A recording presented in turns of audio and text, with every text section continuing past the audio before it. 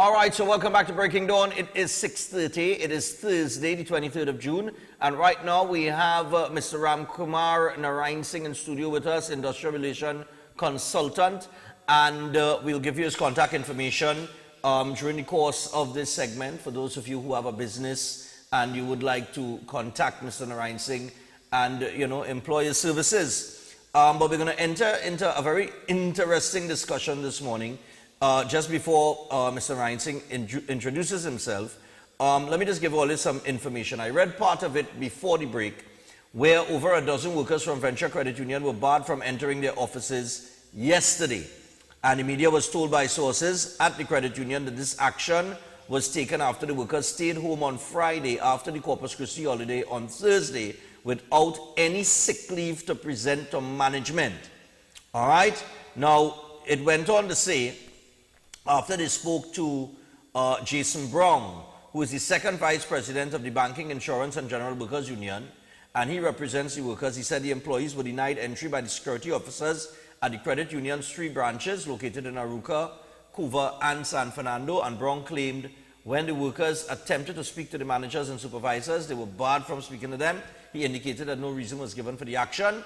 And when the workers asked for a reason in writing as to why they were being refused entry into the credit union, the company refused to give the employees or the union reasons for such action. Brown said as of 6:30 p.m. last evening, the credit union's chief executive officer, Roxanne Solomon, did not respond to a letter sent by the union requesting an explanation for the reason behind the lockout, and he noted therefore that the BIGWU has since filed an industrial relations offense against Venture Credit Union for this illegal industrial action. Brown also claimed that under the tenure of Solomon, who took up the chief executive officer position in 2019, the workers have suffered delays in wage negotiations and a number of critical health and safety performances.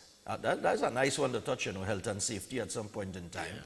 Yeah. A petition from the staff has already been raised seeking the protection of the Credit Union Supervisory Committee and their board of directors from Solomon, Brown added. And when the media contacted an official of the credit union yesterday afternoon, the person said the company had no comment on the matter. Now, Mr. Narinesingh, you could go ahead and say good morning to the people. Good morning, and let us know what we're going to talk about. Go ahead.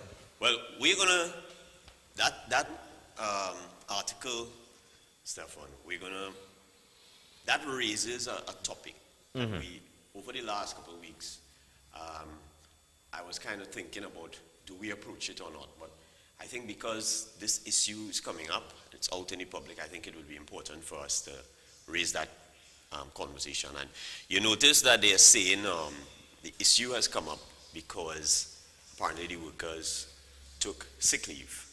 That's what they must be booked at a stage to go from Tuesday to Monday. I don't know, they take a Friday, Well, when you look at, I am almost certain that if we were to, take a poll, you'd identify that a lot of people stayed home on Friday. A lot of people. Well, we didn't, but we wanted to, but we didn't. But this is the, okay. Yeah. So let's start there. This is a regular occurrence amongst the workforce in Trinidad and Tobago. I don't know if it happens more in the public sector or the private sector, but it's something, it's a practice that we have. That, okay, Friday, oh gosh, boy, the holiday couldn't fall on the Friday, so I get it, so Thursday's the holiday, long weekend. We have the long weekend syndrome. Let's take the Friday, Yeah, we have the long weekend syndrome. Now, let me first say this. Commenting on that article there, what is reported there, Stefan. I think the employer is going to, I'm almost certain they're going to have some problems. Because the employer going to have some problems? Almost 100% certain. Let me tell you why. From what I've read in the article, right? Let's just take the information there, right? Okay. If you have a problem with your employee, Stefan, being absent from work, allegedly under sick leave, and you didn't get any information to support such claim, there's a process to follow to address it. And I'm 100% certain the process is not to stop the worker from returning to work. As a matter of fact, it's counterproductive. If you're saying that your problem is the employee was absent, and of course, the only logical argument would be that the absence contributed to the company having a problem with its operation being able to run. And how could you now lock them out and say that's the solution? Yeah, okay, I can understand. You understand? That makes sense. That's the logic. That doesn't make any That sense. makes sense, yeah. The second part of it is that if a worker is absent with a claim of sick leave, which is maybe a phone call or message or email, I was sick and I was not able to come to work.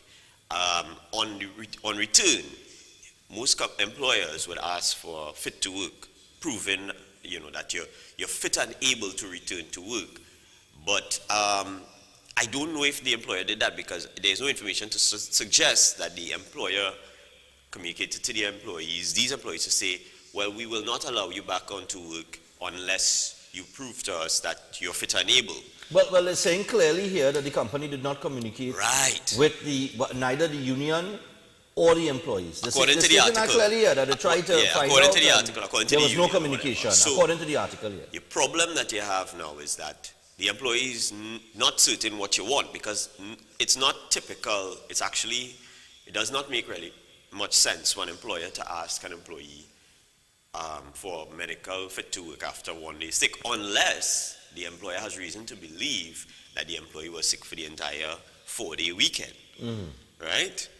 An interesting thing is, I know of a particular case where an employee was so-called sick, but he ended up on the Guardian newspaper in a picture in a party, and the employer took that and said, well, you're sick, how come you could be in Carnival? Right. And he lost his job. He lost his job. So yeah, because of course the employer's case was that you claim sick leave, and this is it's actually a criminal offense under Section 77 of the Industrial Relations Act for an employee to claim sick but not be sick, right?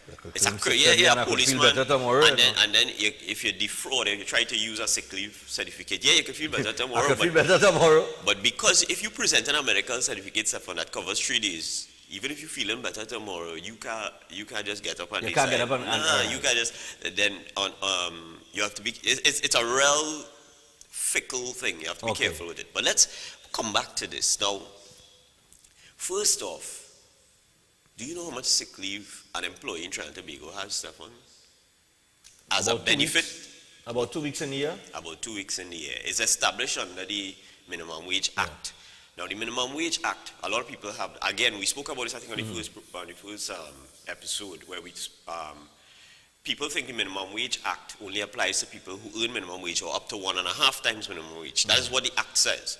But Industrial Relations Precedents has established that the Minimum Wage Act is recognized by the Industrial Court as being a minimum standard of employment. And we have a lot of judgments in the court where the court said, so we do not have legislation to support that the provisions of the Minimum Wage Act applies to everybody. It doesn't say, it actually stipulates that it only applies to people who earn minimum wage or up to 1.5 times minimum wage. And if we were to take that technicality in law, then anybody who earns above $26.25 per hour, then we would have been able to argue that they are not entitled to any sick leave or benefits or any vacation leave and that kind of thing at all. Right. But the Industrial Court has addressed that gap. The legislators has not. They have not. They have ignored that over the years. That's an unfortunate thing, and that's a Minister of Labour problem again. But we will come to that, I guess, in another conversation. At a later date. So anyway, that's the common misunderstanding, that the sick leave benefits, people of Trinidad and Tobago, all they have is 14 days sick leave benefit. And you notice I'm stressing the word benefit. I'll come to that in a minute. Okay. It's a benefit. The truth is, Stefan, you actually have 365 days sick leave per year. How you figure that? Well, I can explain it. You see. How you figure that? 360 days, so what? That is the whole year. That's the whole year. You have a whole year sick leave you can take. Yeah, the whole year. Weekends and everything. You will have venture credit union. They jump it up. Some people jump it up. But let me clarify. The first thing is, the Industrial Relations Act stipulates that only a doctor, a medical practitioner registered with the Medical Board of Trinidad and Tobago, could determine whether you're sick or not. You can't decide that you're sick. the bush doctor can decide that you're sick. You know, we have some people who, Yeah. right, you have to be, So you it must be go a to a doctor legitimate and a doctor to say, and look. the doctor must certify that you're sick. That's the first thing. So the technicality is, if you claim you're sick and there is no sick leave, an employer could very well challenge that on the grounds that there is no proof that you're sick, right? Now let's come now to what I just said, my bold The statement. 365 days of sick leave that you have. The Minimum Wage Act stipulates that 14 days per year, the employer is required to cover the payment. Okay. And after that 14 days sick leave benefit, NIB covers anything else. Okay. So what the technicality is, the truth is that you have benefits that covers if you are sick for an entire year. And people who are out there who have been sick for months because of chronic illnesses and that kind of thing could attest to this. NIB pays it. Now there's a common misunderstanding, and I don't want to go too deep into that, I want to stick with the sick leave, that NIB is a government benefit. Do you think NIB is It's a misunderstanding. Yeah, it's a misunderstanding. You see, NIB is not a government benefit. NIB is a benefit paid for by you, the employees, and you, the employers. 2/3 employers, 1/3 employee. Yeah. And managed by the government. If NIB was a government benefit, anybody trying to Tobago, whether they're paying or not, could have been able to get it. Okay. You notice that you could only get NIB benefits if you are a contributor. Yeah, you had to be a contributor. You had to be a member of the National Insurance Board. Yeah. You have to be a member of National Insurance. You have to have a number. So, but the government always sells it to the public like, you know, it's the government providing it. They are not. They're managing a portfolio. Yeah. And they get paid for it because, of course, the NIB board is paid, it's appointed by the government, which is very interesting, and paid for by the That's money. very interesting that you just mentioned that, but we don't want to go too deep into Yeah, that because we will deal with that in but another that point that you just conversation, made there, with NIB not being a government benefit, right? Yet they manage it, but yet they appoint the board. Yeah, it's like a political football. Yeah. All the time. Yeah, that's interesting, but that's a topic for another day. Yeah, it's a topic for another day. So, but we come back to this because how does this 365-day entitlement of not entitlement. Not entitlement. So. All right. So the difference between entitlement and benefit is this. Right. An entitlement is something that is earned through service. Earned through service. You know what you're entitled to? Vacation is an entitlement because according to law, after a year of service, you earn 10 days. Sick leave is an annual benefit that you must qualify for, subject to you meeting the criteria, which is under Section 77 of the Industrial Relations Act, you are legitimately sick. Right. And then the provisions of the NIB Act, the parameters set up for how you would make a claim. So vacation is an entitlement, Sick leave is a benefit, and yes. casual leave is what? There's no such thing as casual leave in law. Yeah, there's I mean, no such thing. Yeah, but There's people no say I'll such take a thing. casual. If I can't take a sick leave, I'll take my casual leave. All right, there's no such thing. So that's another misunderstanding. Casual leave, the term casual, comes from the public sector practices. And what has happened over the years is I'm not talking about pandemic leave that do exist. I'm talking casual leave that employees have been taking Casual leave does not exist, and I'll explain. So, casual leave comes up because the government, over the years, unions have negotiated with employers to provide employees with time off, paid for personal business, right? And that has been established in both some private sector industries by unions negotiating and public sector practice. Yeah. But there is no such thing any law. As a matter of fact, maternity benefit does not exist in law anywhere. Maternity benefit? I'm sorry, oh my God, I apologize.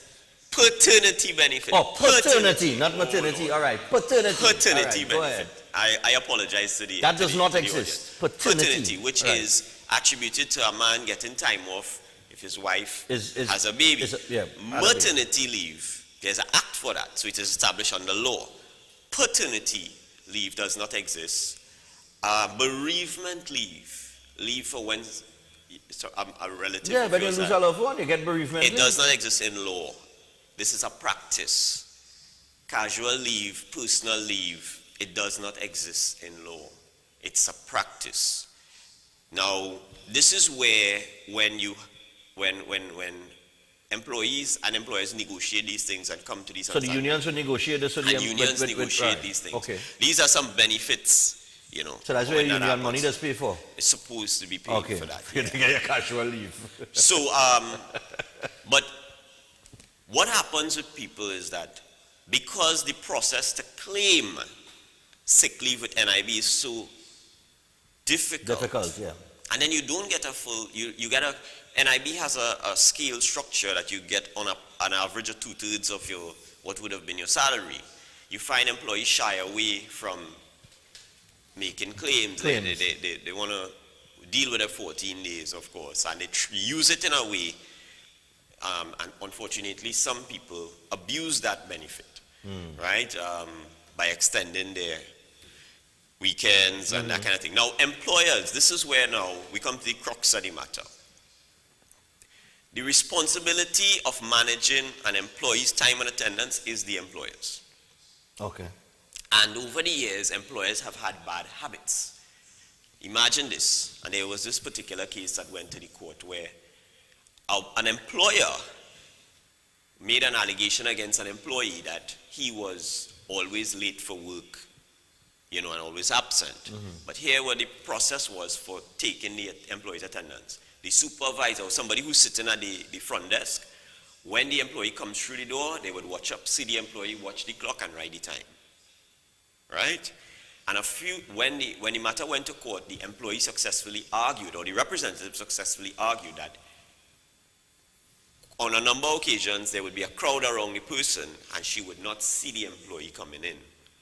And she would only write the time after after she sees the employee come into the workplace.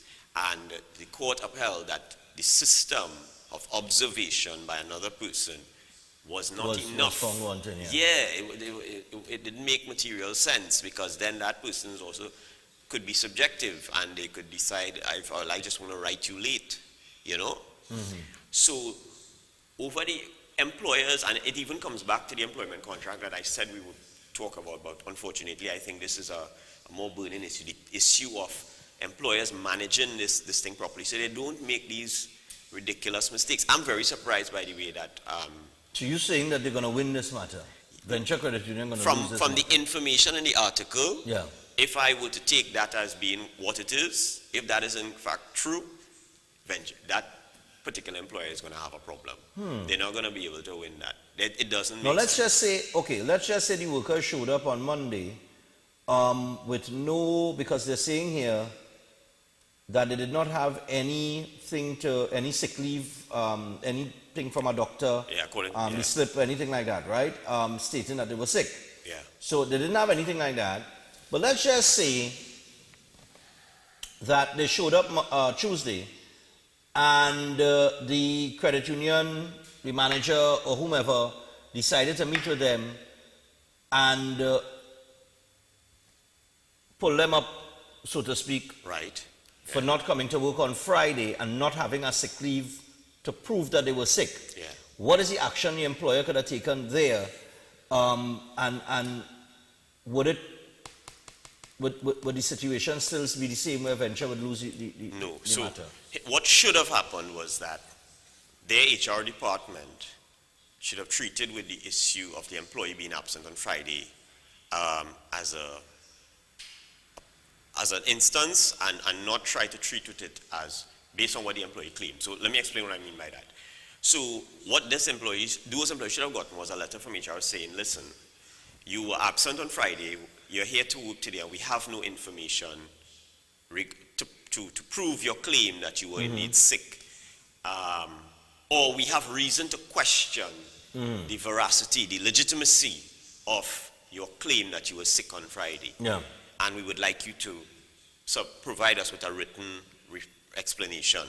So what was supposed to happen was the employer was supposed to engage, not stop the employee, the employer was supposed to return to work, unless of course the employee is exhibiting symptoms of being sick still. Yeah. And then, of course, in that case, you can ask the employee to leave, coughing, normal thing, whatever it may be, or the employee complain about being in pain, anything like that. But there's a process. The problem with most employers is that they find they're looking for emotional satisfaction. And I'm deliberately saying that. And that's one of the biggest mistakes employers have. It is indeed frustrating when you're trying to run a business and people staying home and coming late. It is. And that frustration can lead to you making rash decisions. And what is even worse, a lot of companies out there do not have HR structure. So think about it like this, Stefan. They don't keep their money in a mattress or in a climpan. They wouldn't. Because the system of taxes and accountability for finance and business institutions they know there's a penalty for it. You know, so you don't have legitimate systems, and BIR comes to look at your systems, or NIB comes to look at your systems, and you don't have document to prove there's a financial penalty. But there is no financial penalty immediately from any regulated regulation institution for not having proper HR systems. But what really happens is there is an eventual consequence. Right. And like this is an example of it. An example of it, right. Yeah, when you don't have a system, you feel that you can run your HR, your manager human resource, which is the most important resource, is the people moving things in an organization, right? Even in the accounts department, you don't have people, you don't have an accounts department. But your finance and your people come together, and those two resources run your business. Okay. You would not treat with your money by putting it in a climpan or a mattress. You would have proper systems for managing it. But you would treat with your HR, your people in your organization, your human resource, with scant courtesy. And that's not a union issue, you know.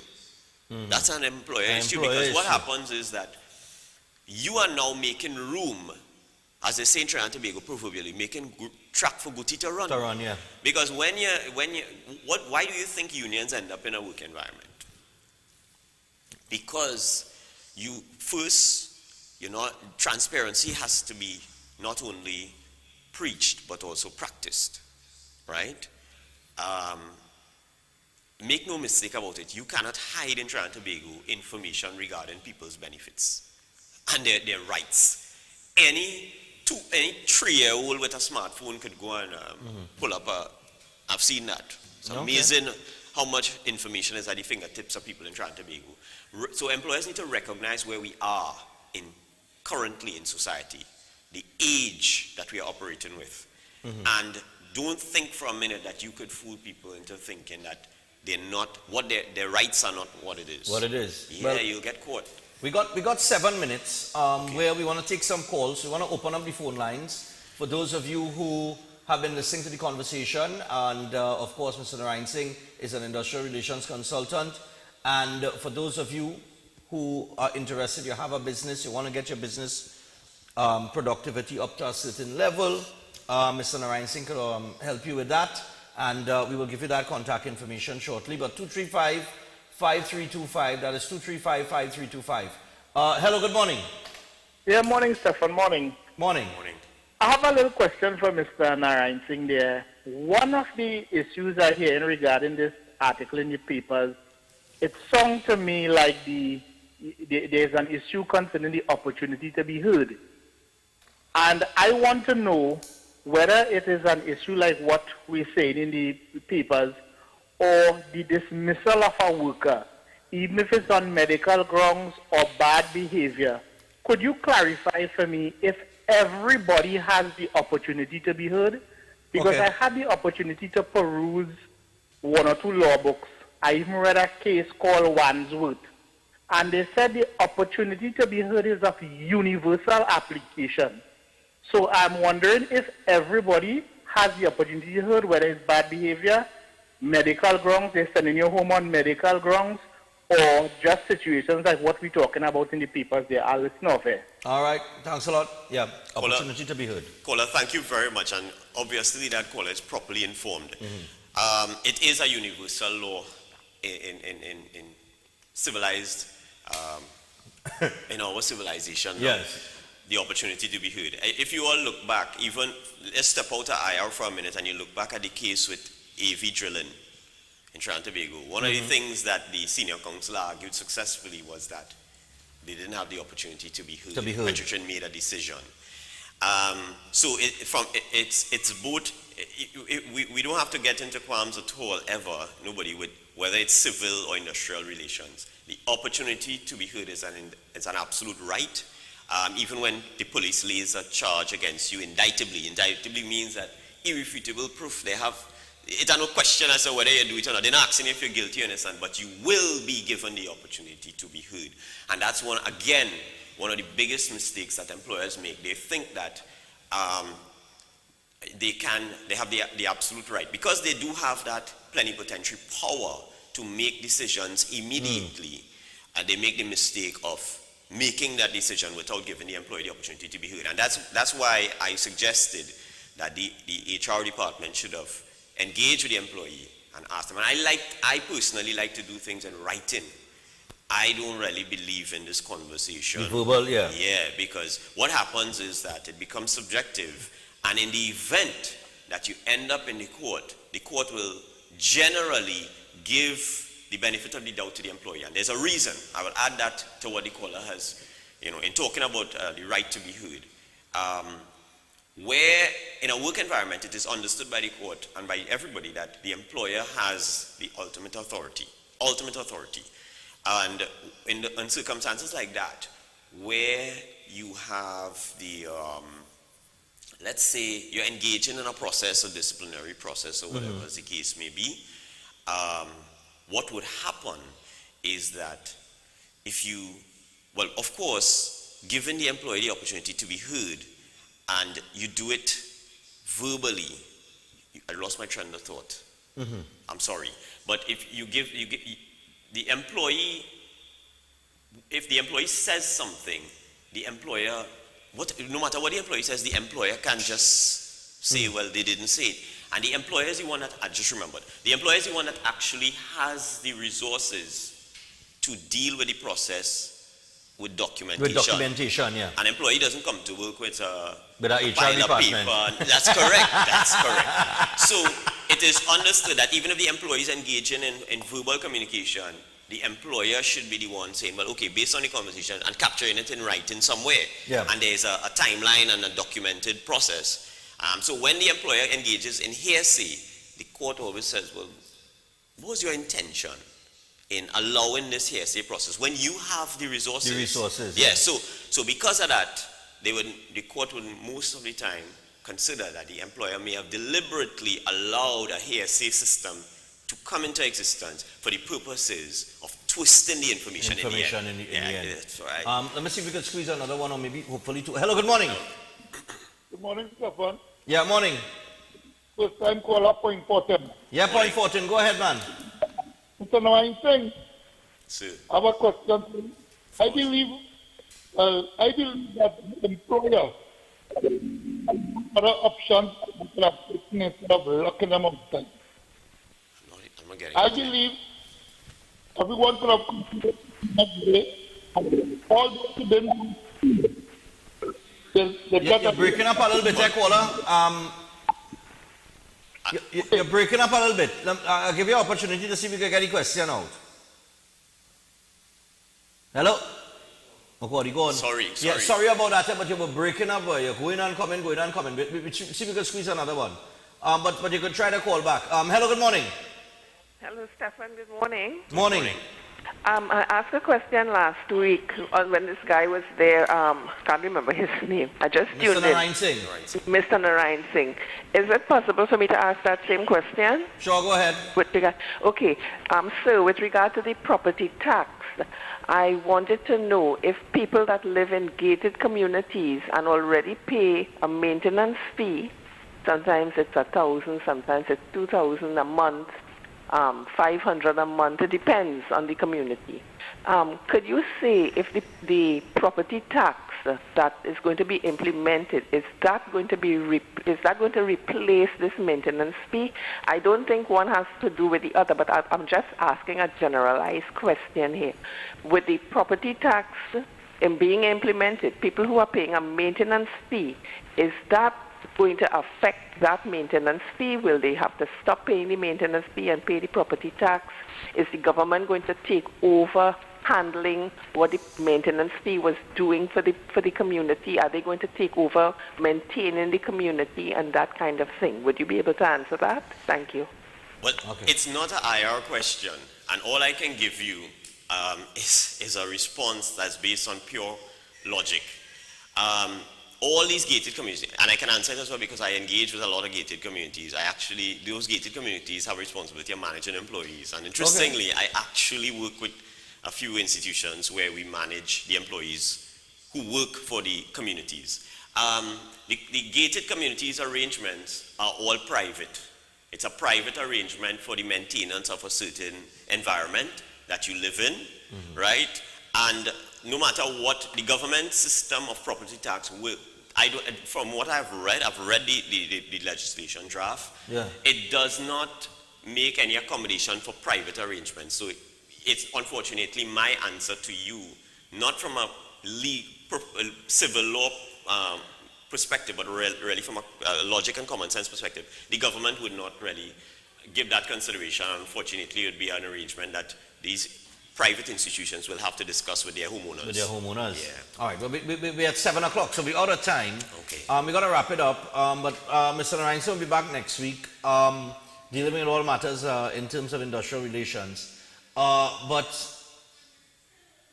I want to thank you for letting me know that we have 365 days of sick leave. NIS, that's where your NIB benefits come in.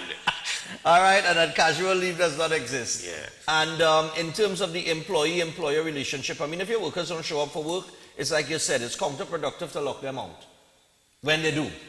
Yeah. All right, because, I mean, there are many other ways that you could have gone about dealing with this, and, you know, Correct. according to Mr. Narinesingh, things not looking in your favor.